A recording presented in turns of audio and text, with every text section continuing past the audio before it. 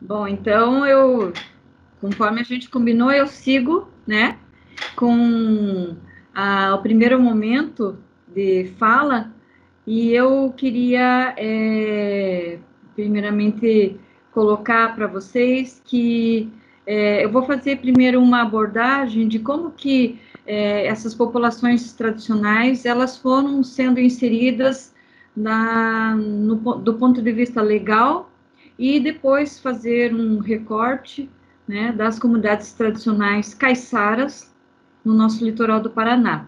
Então, fiz uma apresentação, aqui só lembrando aí aos colegas e alunos, né, o nosso tema dessa tarde é questão agrária e comunidades tradicionais caiçaras, terras, lutas e perspectivas. Nossa, foi maravilhoso aí a música da Vanessa, parabéns, muito, muito linda, você tem uma voz muito linda e pode ser cantora, seguir a carreira de cantora. E as Obrigada, falas Helena. que a Angela apresentou, muito pertinente, e eu também senti muitas dessas falas, né, nas minhas vivências nessas comunidades tradicionais caiçaras no nosso litoral.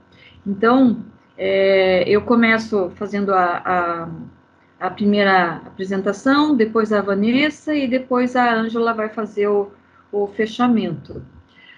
O meu tema de abordagem é conhecendo as comunidades tradicionais caiçaras, e tentando apresentar os conflitos territoriais das ocupações de comunidades tradicionais em áreas protegidas, a situação atual e as suas consequências.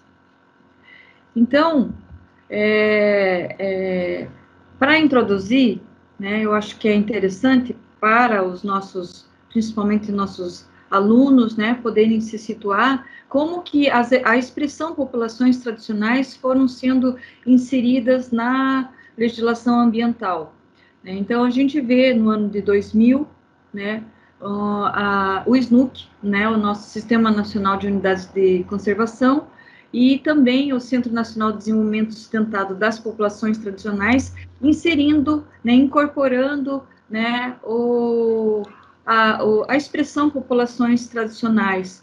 Mas o que se verificou é que não houve, de fato, um acatamento absoluto dessas reivindicações, né, dos movimentos sociais, e a garantia de que haveria resolução dos conflitos e tensões a partir dessa legislação, né, e a garantia de apropriação e uso comum dos recursos naturais em várias partes do país. O que acontece é que as comunidades tradicionais, elas passam a se organizar e saem dessa invisibilidade em que se encontravam, para, então, garantir os seus direitos de permanecer na terra. Então, a gente vê um movimento de rompimento dessa invisibilidade social, né, buscando a reestruturação formal no mercado de terras, a revisão dos cadastros fundiários rurais e o recenseamento agropecuário, também buscando reivindicações dos povos tradicionais, como a regularização fundiária, a garantia de acesso aos recursos naturais, o reconhecimento, fortalecimento, formalização da cidadania desses povos, o acesso à educação e à saúde diferenciados, de acordo com as características próprias de cada grupo, e especialmente a resolução dos conflitos em áreas de unidades de conservação. Aí, com isso, o que se percebe é um distanciamento do discurso teórico à prática, ou seja, a lei muito bonita, bem escrita, mas não estava de fato sendo implementada, assim como outras leis que nós vemos aqui no nosso país, infelizmente. Então, em 2004, cria-se uma Comissão Nacional de Desenvolvimento Sustentável das Comunidades Tradicionais, né? E por meio de decreto, decreto federal. E depois ela vem ser alterada, em 2006, por um outro decreto, para incluir, né, daí ficaria a Comissão Nacional de Desenvolvimento Sustentável dos Povos e Comunidades Tradicionais, né? E o objetivo desse movimento, né, dessa comissão, era de estabelecer uma política nacional para a definição de critérios, para reconhecer uma comunidade como tradicional e quais seriam os elementos que poderiam servir de sinais de identidade a esse conjunto, né, em princípio, né, como vemos, amplamente heterogêneo.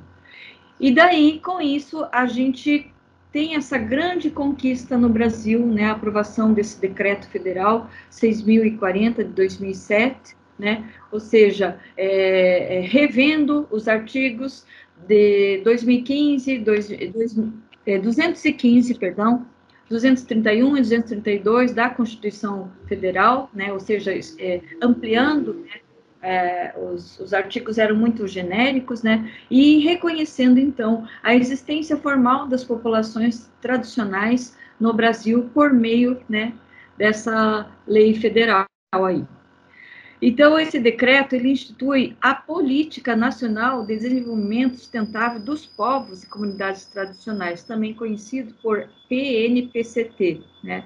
Então, reconhece a existência formal das populações tradicionais, e também revendo, né, esses artigos 215, 231, 232, a qual, a princípio, referia-se somente aos indígenas e aos quilombolas. E, então, nesse decreto, passam-se a incluir outros povos tradicionais, né, populações tradicionais, além dos indígenas e quilombolas, como também comunidades de faxinenses, as comunidades de fundo de pastos, as comunidades geraseiros, pantaneiros, caiçaras, ribeirinhos, seringueiros, castanheiros, quebradeiras de coco, de babaçu, ciganos, e outros que a Ângela bem comentou no início da nossa fala, né? Então, com isso, a gente percebe que existe um amparo legal mais amplo, né, incorporando todas essa diversidade de comunidades tradicionais que existem no nosso país. E com isso, vem-se a se pensar quais seriam, então, esses critérios, né, para reconhecer uma comunidade tradicional. Então, eu trouxe para vocês aqui dois autores, né, que discutem essa questão dos critérios, que é a professora Lúcia Viana e o professor Carlos Diegues, né, onde eles comentam, né, residir no entorno ou no interior de áreas ambientalmente protegidas e possuir representações da natureza e concepção de território próprias, diferente daquelas estabelecidas pelo poder público e pelos agentes de implantação de áreas de proteção. E essa é a visão da professora Viana. E a visão do professor Diegues. A visão de mundo e as práticas culturais numa acepção simbólica, a forte dependência do indivíduo dos recursos naturais, os sistemas de manejo dentro de uma estrutura simbólica, desenvolvida ao longo do tempo, e a vida em isolamento da cultura da cidade, e determinadas técnicas naturais de conservação, entre outros. São vários outros aspectos, esses são alguns aspectos, né? Então, começa aí, né, nesse momento, nessa época, um movimento grande e crescente de processos de legalidade de comunidades como comunidades tradicionais, né? Tudo isso visando as políticas de desenvolvimento sustentável nas comunidades tradicionais, implementação de políticas públicas locais para a promoção de bem-estar social dessas populações, reduzir a exclusão social causada por pressões econômicas, fundiárias ou até mesmo por processos discriminatórios. Então, isso foi um movimento crescente, né, de legalidade dessas comunidades. E só para, então, explicar melhor para vocês, O que com esses artigos da Constituição Federal, do que se tratavam, né? Porque o decreto 6.040, ele visa ampliar as discussões desses 3 artigos. Então, o artigo 215, né, o que ele comentava? É a garantia dos direitos culturais e das manifestações culturais de uma comunidade, né? E o acesso às fontes de cultura, né? E o artigo 231 são os reconhecidos, são reconhecidos aos índios, né? A valorização dos costumes, línguas, crenças e tradições e os direitos, né, sobre as terras tradicionalmente ocupadas por eles e competindo à União demarcá-las, protegê-las e se fazer respeitar todos os seus bens. E o artigo 232, né, ainda relacionado aos índios, né, ou seja, eles passam a ter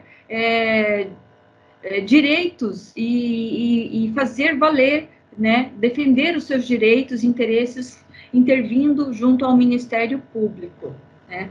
Então, são esses os artigos desse decreto que eles são ampliados e acabam se tornando nessa política pública. As comunidades tradicionais caiçaras do litoral do Paraná, que é o meu enfoque na fala de hoje, e também é parte, né, a minha pesquisa de doutorado, né? Então, tudo que eu vou apresentar nos próximos slides, eles são a partir da minha experiência, do meu olhar, né, de pesquisadora, né? E as minhas primeiras aproximações aconteceram em 2008, com alguns alunos da universidade, e vocês estão vendo aqui a foto à direita, e a viagem foi toda realizada por meio de canoa, né, por orientação do guia local, para se fazer um primeiro reconhecimento. Eu ainda não conhecia essas comunidades tradicionais caiçaras do nosso litoral, e eu tinha interesse em conhecer, e o guia local, que é o Renato Pereira, ele me orientou. Professora, a melhor forma de se conhecer é utilizando o mesmo meio de transporte que eles utilizam, a canoa. Então, é muito diferente a impressão de quando você chega com uma lancha, um barco, né, a motor. Então, foi toda uma experiência, foi bem cansativo, mas foi muito valorosa, né? Então, foram 7 dias remando por todo o nosso litoral e conhecendo as comunidades, uma a uma, né, e tentando fazer uma primeira aproximação. E nesse momento, a orientação também do nosso guia, que não utilizássemos nenhum questionário, nenhum gravador, filmadora ou máquina fotográfica ou algo parecido, porque eles não são objetos de estudo, como bem colocou numa das falas ali a professora Ângela, né, no início, né? E, acima de tudo, é preciso construir uma relação de confiança com essas pessoas, e não é fácil, né? E aprender a ouvir mais, né, do que falar, e compreender o processo de vida, todo o modo de vida, né? Não o processo também, mas o modo de vida, e respeitar a cultura local. Então, o primeiro desafio nessa experiência foi conseguir me equilibrar nessa canoa, né? Então, aí foi a primeira dificuldade. E aqui eu apresento um mapa com algumas comunidades tradicionais, né, onde eu tive a oportunidade de visitar nesse primeiro momento. Lógico que hoje eu já visitei várias outras, né, mas começando aqui pela a Vila das Peças, e daí nesse caminho a gente vê várias comunidades tradicionais, Guapicum, Tibicanga, aí pernoitamos em Poruquara, tem aqui Bertioga, tem Barbado, Colônia, aqui está a Baía de Pinheiros, que eu vou apresentar para vocês umas fotos na sequência. Temos Saco da Rita, Caçada, Vila Fátima, Abacateiro, são várias comunidades no entorno dessa Baía de Pinheiros, ainda bem tradicionais, ainda ainda seguindo a cultura local. Não tem energia elétrica, porque a energia elétrica acaba trazendo outras influências, né? Então, são comunidades ainda bem tradicionais, né, no nosso litoral do Paraná. Então, só para situar vocês, aqui fica Paranaguá, né? Aqui Ilha do Mel, né, que muitos conhecem, e aqui é a Grande Ilha das Peças, e aqui é a Ilha de Superagui. Então, essa experiência, ela partiu da Ilha das Peças, né? Aqui à direita é a canoa que nós utilizamos, e 4 mochilas, 4 pessoas numa canoa. Ela praticamente estava assim quase afundando, mas enfim, nós iniciamos essa experiência, essa vivência maravilhosa. E detalhe, né, orientação do guia, não levar comida nenhuma e a gente experimentar o que as comunidades tinham a nos oferecer. E a cada comunidade que nós parávamos e saíamos um pouco para tomar água ou comer alguma coisa, éramos recepcionados por crianças maravilhosas, lindas, sempre sorridentes, uma alegria. Era impressionante, né? Essas boas-vindas vindo das crianças. Um pouquinho diferente já em relação aos adultos, né? Então, aqui, nós, quando os adultos nos recepcionavam, né? Os moradores, né? Os caiçaras, eles nos levavam à cozinha de fogo, que é um espaço na casa, ou até mesmo fora da casa, onde tem um fogo 24 horas constantemente aceso, né? E isso digamos, uma herança da cultura indígena, né? Então, eles mantêm esse fogo e ali, nesse fogo, eles fazem a comida, esse fogo esquenta o ambiente e também protege ali das mosquitos, pernilongos, butucas, e também tem toda uma significação, né? O fogo com o ensinamento, um espaço de conversa, onde ali nós éramos recepcionados e nós conversávamos e tomávamos um café. Era sempre assim um primeiro momento, né? De socialização com as comunidades caiçaras. Em algumas, tínhamos que primeiro pedir a bênção, né? Passar pela casa da curandeira, pedir a bênção para entrar na comunidade e assim prosseguir e então nos reunir na cozinha de fogo. Né? E nesses momentos, nós tínhamos a presença do guia local, por isso que tínhamos essa abertura, né? Foi uma primeira aproximação minha. Obviamente, hoje eu tenho contatos e não diria contatos, eu construí laços fortes de amizade com as comunidades caiçaras de algumas ilhas, né? E nesse mesmo ambiente, nesse mesmo espaço Cozinha de Fogo, era o local onde eles hospedavam os visitantes, né? E então, todas as vezes que eu fui várias vezes, fiz várias visitas, porque foi a minha pesquisa de doutorado, todas as vezes que eu fiquei hospedada na Cozinha de Fogo. Inicialmente, eu fiquei assim, meio asfixiada com tanta fumaça, mas depois eu entendi que a fumaça ali era bom para espantar aquelas butucas, que era demais, né, de butuca. E dormíamos no chão, e uma experiência muito rica, ainda se formos até essas comunidades, também continuaremos da mesma forma, dormindo no chão, as coisas muito pouco mudou, né? E a cozinha de fogo, como eu já comentei, né, para vocês, é um local muito especial de preparo da comida, de reunião familiar, é o local onde os mais velhos sentam com as crianças e falam sobre as lendas, e também recebem os visitantes, abrigam, e também são locais onde eles fazem discussões importantes, né, entre a comunidade.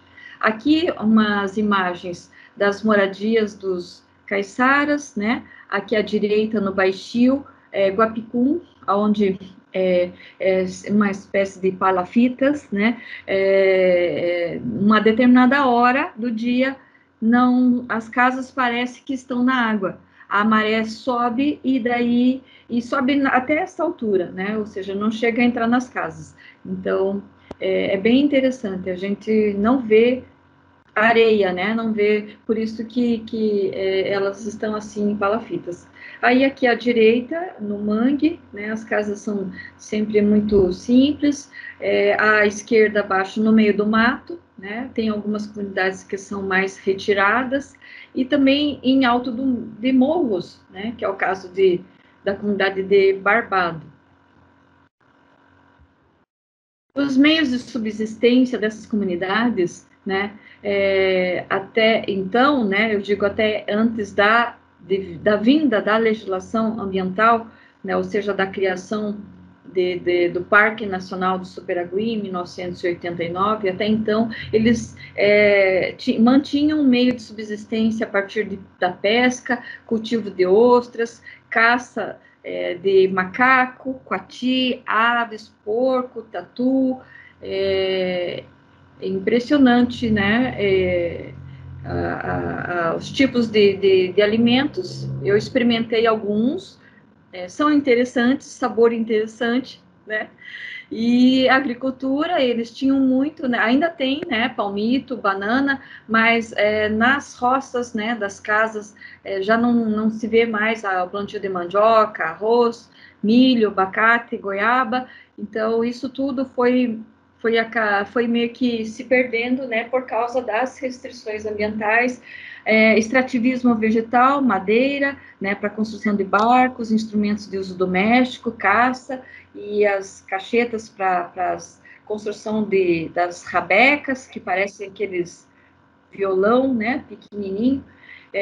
Também temos o extrativismo de mangue, que é o caranguejo, e o turismo, que começa a surgir a partir de meados de 1980, né, principalmente na Ilha das Peças. Esses são os meios de subsistência que vinham acontecendo nas últimas décadas e que agora muita coisa se transformou, né, com as mudanças na legislação ambiental. Aqui nós temos algumas imagens, né? Helena, desculpe incomodar, 5 minutinhos, tá? Tá bom, obrigada, Gisele, já vou aqui. Então, aqui nós temos algumas imagens, eu vou passar lá para o final, porque eu vou, depois, quando vir o momento de entrar em sala, eu vou estar abordando com mais detalhamento, né, as tradições, mas só passando aqui as imagens, os limites, territorialidade da pesca, questão da cura natural, né, que nós vemos também muito nas comunidades tradicionais caiçaras, a questão do fandango, a questão, a percepção da alegria na simplicidade, a beleza, né, na Baía de Pinheiros, é algo extremamente maravilhoso, e os conflitos que nós observamos, né, principalmente nos aspectos territoriais, que é a questão de conflitos por causa da criação do Parque Nacional do Superagui, um dos principais motivos desses conflitos territoriais, né? Aqui em vermelho vocês veem a limitação, né, os limites do Parque Nacional do Superagui, e, como eu já bem falei, né, foi criado em 1989, os limites foram revistos em 1997, e em 91 ele foi declarado uma reserva da biosfera, e em 1999 foi declarado Patrimônio Natural da Humanidade. E a questão, principalmente, que tem a relação com a nossa tema da roda de conversa de hoje, é a questão que muitas comunidades foram engolidas, literalmente engolidas, no momento da delimitação do parque. E isso causou um grande início de conflitos territoriais, desapropriações, muita violência física, né? E, ou seja, sem considerar toda a história dessas comunidades. Algumas datam de 1850. Então, nós estamos falando de mais de 100 anos de ocupação, tradicionalmente, das terras, né? E começam aí muitos movimentos migratórios entre ilhas, né? E com isso a gente vê o porquê que não se foi aprovado um plano de manejo, como está na legislação, que após 5 anos da criação de um parque nacional, é necessário a elaboração de um plano de manejo, ou seja, com o plano de manejo, né, que é um documento técnico aonde estabelece o zoneamento e as normas de como se usar a área e o manejo dos recursos naturais, né, sem esse manejo, durante todos esses anos, as comunidades tradicionais caiçaras, principalmente aquelas dentro das áreas do Parque Nacional Superagui, elas passaram por muitos conflitos, indecisões, incertezas, né? Ou seja, passaram por muitos embates, muitos enfrentamentos, muita luta pela terra, resistência, houve muito adoecimento, restrições nas suas práticas de subsistência, né? Ou seja, foi um processo muito difícil, e vejam, após 30 anos, 31 anos, esse ano, muito recente, até eu não tenho esse material, né, não consultei, esse ano foi finalmente aprovado o plano de manejo da área do Parque Nacional do Superagui. Com isso, o que isso significa, né? Significa um melhor exercício do direito à terra, de forma legal, de uso e ocupação, do manejo dos recursos naturais. Então, é uma situação que eles iniciaram, nos últimos anos, uma proposta de plano de manejo, mas não contemplavam os direitos dos caiçaras, e é por isso que também houve todo uma demora nisso, mas enfim, esse ano houve aprovação desse plano de manejo, eu até vou consultar, mas era o que eu tinha para compartilhar com vocês, né, no dia de hoje, comentar um pouquinho dessa situação de tantos conflitos territoriais que vivemos e ainda existem no nosso litoral do Paraná, em especial nas comunidades tradicionais caiçaras. Aí eu passo a palavra agora para a colega professora Vanessa, para dar sua continuidade.